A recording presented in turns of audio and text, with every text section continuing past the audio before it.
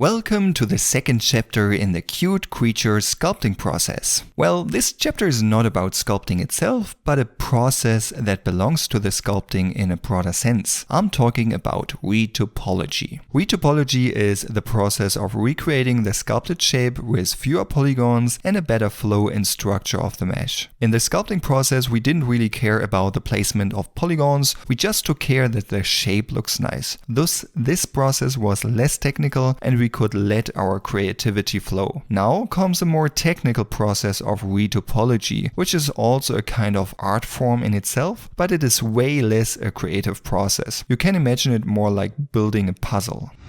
In the first part of this chapter, we will learn about the retopology setup and the tools we can use to build the retopology mesh in Blender. Currently, there are no dedicated retopology setups and tools available in Blender, except the Polybuild tool, which I have to admit is not my favorite tool at this moment. Instead, we will use some of the tools Blender offers which are not related to retopology and then put them together to a good working retopology setup on our own.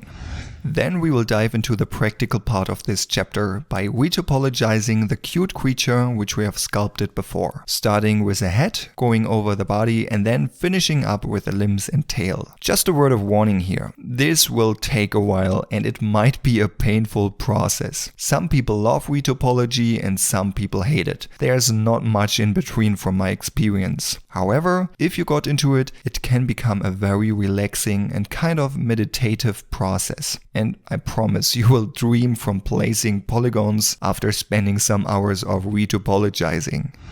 Then, after we finished up the manual retopology process, I will also show you some free and also one paid auto retopology tool that can save us a ton of time, especially when the retopology mesh doesn't need to be perfect. So now's the question, why the heck do we need a retopology mesh? Well, you don't need a retopology mesh in any case, but in the workflow I will show you here, we need one. You can for sure just create a full and finished sculpting with the sculpting techniques we have learned so far, like using the voxel remesher or dynamic topology. This is especially the case if you just want to create a static sculpting in a static pose where the surface can also look a bit rough on the edges. When the possibility to pose, texture and wig your sculpting later on is not important for you, then you can totally skip retopology. Ignoring retopology I would also recommend in the beginning stages of your learning process where you will learn to get used to the sculpting tools and just want to practice getting nice shapes and proportions. However, I would recommend to use a retopology workflow when you want to create a professional looking high resolution sculpting. In the workflow I show you here, after we retopologized the creature, we will use the multi-res modifier to add high details. Using the multi-res modifier allows us to simply turn off the higher details, pose and adjust the low resolution retopology mesh nice and smoothly, and then simply turn on all the details again. In this way we are much more flexible in changing the creature, like giving it different poses. This on the other hand would nearly be impossible if we are dealing with the raw sculpting which we have created with the voxel remesher or dynamic topology, which can be a pain in the butt.